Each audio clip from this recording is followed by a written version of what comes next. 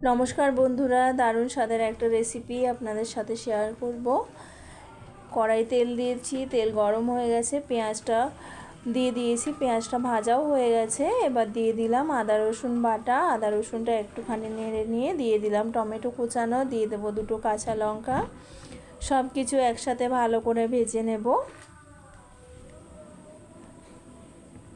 মশলাটা আমার ভাজা হয়ে গেছে। এবার দিয়ে দেবো অল্প পরিমাণ জল, যাতে মশলাটা পুড়ে না যায়।